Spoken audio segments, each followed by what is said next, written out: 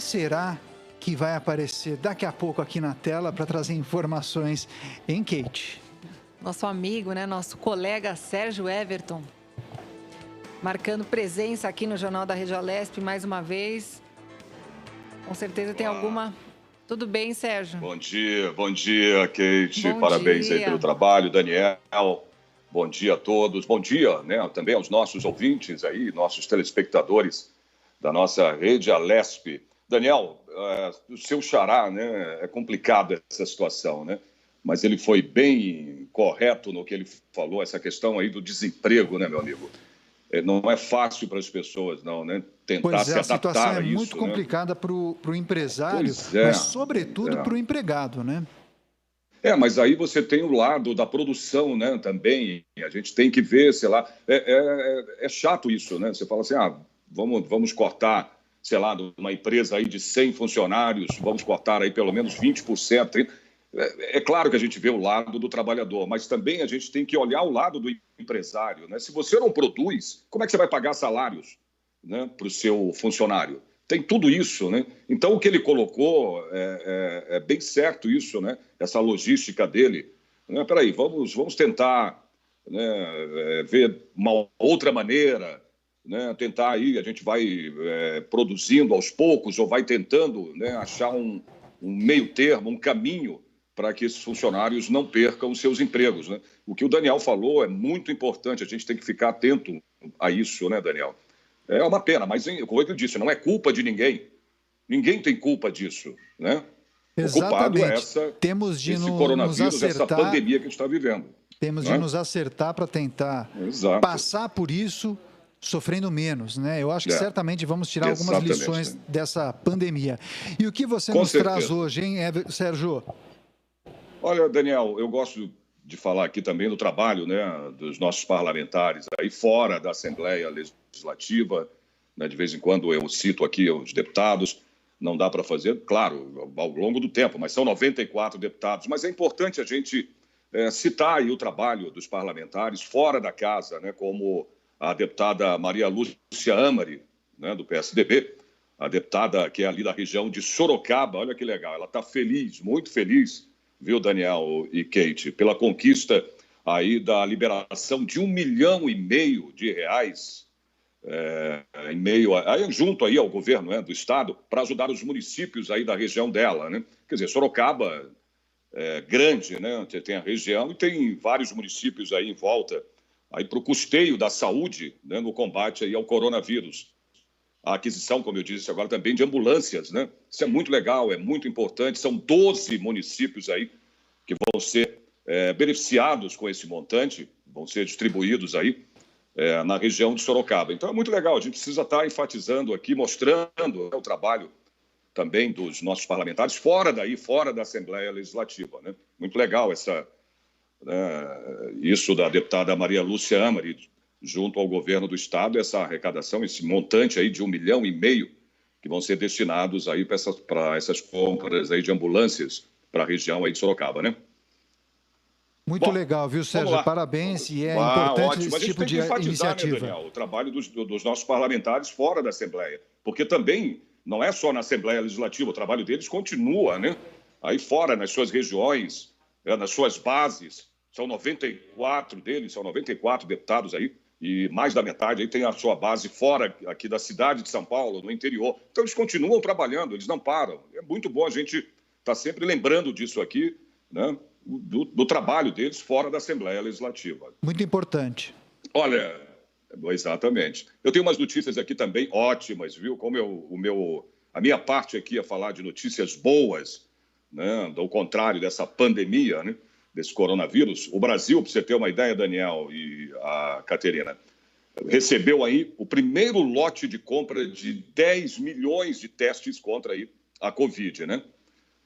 Chegaram, então, portanto, os primeiros 500 mil testes para o diagnóstico da Covid-19 comprados pelo Ministério da Saúde, né, aqui do Brasil, via Fundo Estratégico, o OPAS, que é uma organização pan-americana de saúde. Esse é o primeiro lote de um montante aí de 10 milhões de testes rápidos adquiridos com recursos aí do governo brasileiro. Muito legal. Os testes são do tipo RT-PCR, eles detectam, né, se a pessoa está infectada com o coronavírus, que é o causador da Covid-19, e serão enviados para a coordenação de armazenagem e distribuição logística de insumos estratégicos para a saúde, que é o COAD do Ministério da Saúde aqui do estado de São Paulo, né? Logo depois, em seguida, eles serão distribuídos aí conforme, né, o planejamento do governo federal. Claro, né? Precisa ser planejado para ver essa distribuição, né, igualitária para todos, né? A previsão é que os demais lotes, são 10 milhões de vacinas, cheguem aqui ao Brasil logo nas próximas semanas. São 10 milhões de testes, né, para o diagnóstico da Covid-19. Eles foram produzidos pelo laboratório CGN, que fica na Coreia, né, na Coreia do Sul. Então, é uma ótima notícia para a gente aqui. São testes, né? A gente vai realmente ter, pelo menos,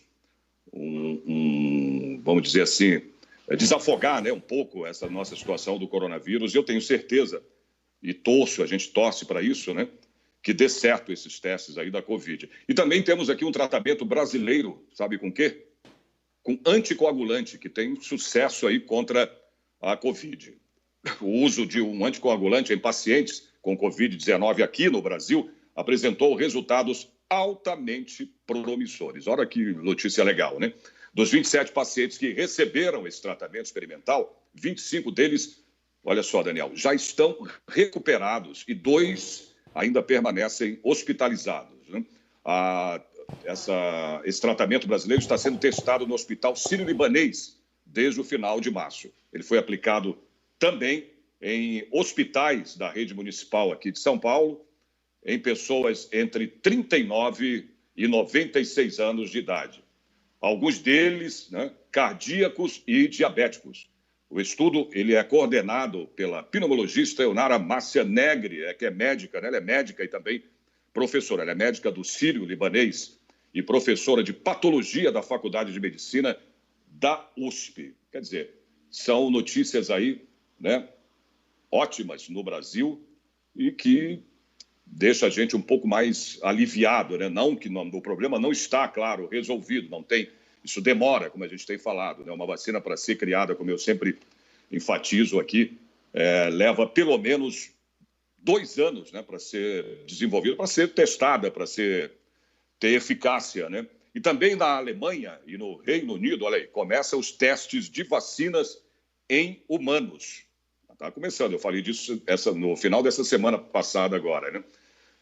Depois dos Estados Unidos, a Alemanha e o Reino Unido anunciaram que começaram aí os testes em seres humanos com 2 vacinas diferentes contra a Covid-19. A Universidade de Oxford começou os testes quinta-feira agora, passada, né, para avaliar a segurança e também, viu, Daniel e Kate, a eficácia dessa vacina. Porque não adianta, né? Você faz testes e testes, mas precisa primeiro, né, avaliar, ter certeza da eficácia da vacina. Foram 1.112 voluntários que vão participar, que estão participando, né, desse experimento, sendo que 551 vão receber uma dose aí da potencial vacina contra a Covid-19 e a outra metade vai receber aí já uma vacina, né, mais padrão, uma vacina padrão, né? 10 voluntários vão receber essas 2 doses da substância experimental a cada 4 semanas. O tratamento lá em Oxford é baseado em um adenovírus, né, que é modificado e que afeta, olha só, os chimpanzés. Pois é. Quer dizer, são notícias aí, viu, Kate e Daniel, muito boas para a gente, né? Tanto aqui, essas 2 notícias que eu dei aqui agora no Brasil e essa lá na Alemanha e no Reino Unido. Quer dizer, ninguém está parado. Então, as pessoas, né, os cientistas estão correndo atrás para descobrir, né, uma vacina que acabe com esse coronavírus. Uma outra coisa, agora, terminando isso, eu quero saber de vocês. Vocês são atletas? Ô, Daniel e Kate. Atleta seria um exagero, viu, de Alcova, seria o quê? Atleta de Alcova? Não. Vocês Sérgio, correm, fazem Sérgio, exercício? muito cedo ainda, sim, Sérgio. Né? Não agora, 10h57, claro, pô. Sérgio, eu faço caminhadas leves, né? Eu acho que isso não é... É bom, mas eu sabe... acho que eu não sou uma atleta, porque caminhadas leves eu acho que é uma obrigação, né? De cada um aí. Procuro correr pelo menos 5 quilômetros por dia, Sérgio. Não agora, nessa fase, né? Nessa quarentena, né, Daniel? Claro que não. Não, claro que não. Claro que não é pra... A não ser em casa, né? Que nem você já viu no Globo Esporte, na Globo eles passam a parte de esporte, o nego joga lá, ficam jogando na mesa com panela, né? Os jogadores de tênis. É muito legal isso, né? Mas uma é maneira importante correndo, se exercitar, então, correndo viu? em volta da sala, da mesa. Mas é importante se exercitar. Exatamente. Então eu vou falar uma coisa importante. Claro, a gente procura apurar, né, Daniel e Kate? Nós somos jornalistas, a gente procura aí apurar as notícias, né? Porque você tem as notícias fake, né? E você tem que dar a informação correta, mas a gente tem as nossas fontes, claro, né? Mas sempre precisa estar atento a isso, né? Mas eu recebi aqui uma notícia sobre essa questão dos atletas, né? Principalmente as pessoas que eu brinco às vezes, são atletas de alcova, né? Que correm aí, como eu, como o Daniel, a Kate, né? A gente não somos aí atletas profissionais, a gente não precisa ter, mas a gente gosta de manter, né, o corpo, manter o físico, né? E a gente faz aí as nossas corridinhas, né? Isso é legal, é muito bom, faz bem, né? Caminhar, principalmente, é bem melhor, viu, Daniel, do que correr, né? Porque para correr você precisa estar preparado para isso, né? Principalmente em termos médicos, né? Porque se você tiver algum problema, né, corre o risco aí de acontecer alguma coisa nessa corrida. Agora, caminhar não. Qualquer pessoa pode fazer isso e é um exercício, né? A orientação aí que a gente tem, por exemplo, né, as pessoas que gostam de manter o físico, de correr, né, é aquela distância, né, de 1,5 metro, 2 metros de uma outra pessoa. Mas é complicado, viu? Essa aí tem sido, portanto, a orientação das autoridades sanitárias aí da maioria dos países. Mas, veja bem, não sou eu, não é fulano, mas segundo o estudo publicado por 2 universidades europeias, ela só é válida para quem está parado. Tá vendo, Kate? Essa questão da distância de 1,5 metro para 2 metros só vale se você estiver parado. Veja só, hein? Segundo o estudo aí, né, dessas 2 universidades europeias, ao caminhar ou correr, o indivíduo pode exalar ou inalar microgotículas contendo o vírus aí num raio, sabe de quantos metros, Daniel? Eu chutaria 10 metros. Exatamente. Você está sabendo, vocês já falaram sobre isso hoje? Não. Foi um chute mesmo. Foi um chute, foi um palpite. Então você chutou, não, você acertou. Exatamente. Tá vendo? 10 metros, Daniel. Os cientistas, eles utilizaram aí um túnel de vento e ferramentas da CFD. A CFD é o Fluidodinâmica Computacional. Brincadeira, né? Para entender como as partículas contendo o vírus podem se espalhar dependendo aí da atividade física que uma pessoa está realizando, né? Ao correr ou andar, por exemplo, de bicicleta, o indivíduo se desloca muito mais depressa do que se estivesse andando. Isso é claro, né? Você está correndo, você está andando de bicicleta, você está muito mais veloz, né? Você não está parado. Veja bem, essa distância de 1,5 metro, segundo os estudos, 1,5 metro, 2 metros, é você parado, você e a outra pessoa parada. Agora, caminhando ou correndo, ou andando de bicicleta, né? Aí você tem uma velocidade, né, muito maior. Então, não tem jeito. Significa que se ele for portador assintomático do SARS-CoV-2, assintomático por quê? Porque ele pode ter o coronavírus, né, e não se manifestar. Isso se chama o indivíduo assintomático, né? Ele é portador, né, do coronavírus, do vírus, né? Mas o vírus, ele não sai, ele não se espalha, mas ele é portador, ele pode passar, sim, o vírus. Ele só não tem os sintomas, né? Melhor dizendo. Os sintomas é que o assintomático não tem, mas ele pode, sim, passar o vírus para uma outra pessoa. Ele pode se espalhar aí para uma área muito maior, inclusive os praticantes de atividades físicas também correm o maior risco de pegar o vírus, justamente porque se deslocam, como eu falei agora, mais depressa, né? Andando de bicicleta ou correndo ou andando, e podem acabar entrando aí na chamada nuvens, né, que contenham aí o SARS-CoV-2, né, em suspensão. Olha só, testes anteriores realizados em condições de laboratório por cientistas da Universidade da Califórnia e também o Instituto Nacional de Alergia e Doenças Infecciosas dos Estados Unidos constataram que o coronavírus, veja só, pode ficar até 3 horas suspenso no ar. Quer dizer, é muito tempo, né, Daniel e Kate?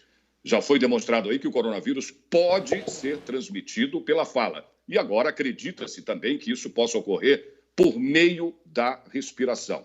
Então, gente, essa distância de 1,5 metro a 2 metros é para as pessoas que estão ali paradas, né? Por exemplo, numa fila, né, de supermercado, de uma farmácia, enfim. Você mantém essa distância de 1,5 metro a 2 metros. Para quem faz exercício, que corre, né, anda de bicicleta, como diz aqui, né, a notícia, a velocidade aumenta, então, claro, a distância também tem que aumentar.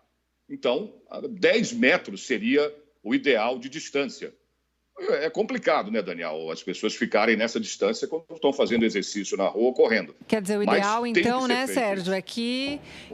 O ideal, então, em tempos aí de pandemia, é que quem for se exercitar, então, vá sozinho, né? Não vá em dupla. Exato, muito Justamente bem, por esse aspecto isso. também que você menciona dos assintomáticos, né? Como os especialistas têm dito aí, muita gente vai ser assintomático, quer dizer... porque você não sabe, Exatamente. Vai contrair o vírus, não vai manifestar e vai circular aí numa boa, achando que está tudo bem.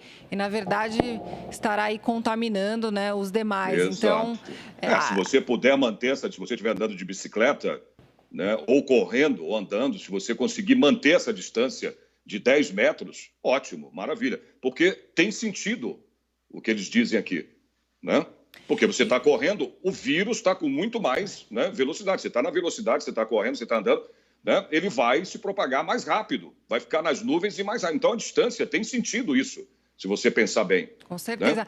E você sabe que esse é um aspecto que me chama bastante atenção, porque eu moro próximo de uma praça onde as pessoas costumam ir se exercitar. E o que eu tenho notado nos dias que eu saio, né, de casa, que eu venho trabalhar, enfim, eu vejo que as pessoas... eu vejo aglomerações nas praças, pessoal jogando futebol, se exercitando... Quer dizer, ainda existe aí uma parte da população que ainda não entendeu, né, Sérgio, os riscos, então, em que essas pessoas estão se expondo nesse tipo de atividade. Eu acho que é importante essa informação que você está trazendo para reforçar, porque as pessoas estão com essa ideia de 1,5 metro, então estão achando que, em qualquer circunstância, manter aí a distância de 1,5 metro está tudo certo. Mas... Quando a gente fala de exercício, de esporte, quer dizer, a pessoa transpira, sua ali, quer dizer, sim, claro. a chance de haver aí uma contaminação é muito maior, né, Sérgio? Bem maior. Porque você está correndo, você está se movimentando, o vírus também. Então, ele está junto ali, ele está com mais velocidade e vai chegar mais rápido na outra pessoa. É difícil manter uma distância dessa de 10 metros? Mas, se você puder, né, faça. Se você realmente não se segurar dentro de casa, eu não aguento mais... Eu preciso, ainda mais quem está acostumado, né, a se exercitar, como você bem disse aí, que onde você mora tem isso. Você imagina eu aqui, Kate, estou quase trocando o teu nome, Caterina. Imagina eu que moro na região aqui da Paulista, querida, que tem esse fechamento da Paulista aos sábados e domingos. As pessoas estão acostumadas, né, a se aglomerarem aqui na Paulista, é gente pra caramba. Essa semana também, esse final de semana... Eu estava olhando aqui na televisão, mostrando a Paulista, eu fiquei impressionado. O tanto de gente, de carro e gente. Olha, o carro está até tudo bem, entendeu? Você vai falar, se a pessoa está dentro do carro, também tem os seus perigos, né? Mas eu fiquei impressionado com um montante de gente andando para lá e para cá na Paulista, correndo, né, fazendo exercício de bicicleta, de tudo, e com a distância bem reduzida, 1 metro, 1 metro e pouco. Eu falava, meu Deus do céu. Se você puder manter essa distância de 10 metros, você que gosta de se cuidar, entendeu? For correr ou andar na rua, né? Não tem jeito. O certo é sair de casa só em extrema necessidade. Mas é complicado, entendeu? A gente está falando isso já com quase 40 dias aí de quarentena. Não é fácil. Eu volto a repetir sempre aqui, o ser humano não foi criado para isso. Nós fomos criados para sermos livres. Mas, infelizmente, por essa pandemia, a gente tem que cumprir essas determinações da Organização Mundial da Saúde. Tem que ficar em casa, mas se você tiver que sair, fique alerta, então. Com certeza. A dica. Em vez de manter 1,5 metro, puder conseguir manter pelo menos 10 metros de distância, já seria muito bom, né? Se você for correr ou andar de bicicleta. E foi o que a gente falou na semana passada, né, Sérgio? Que a quarentena não é férias,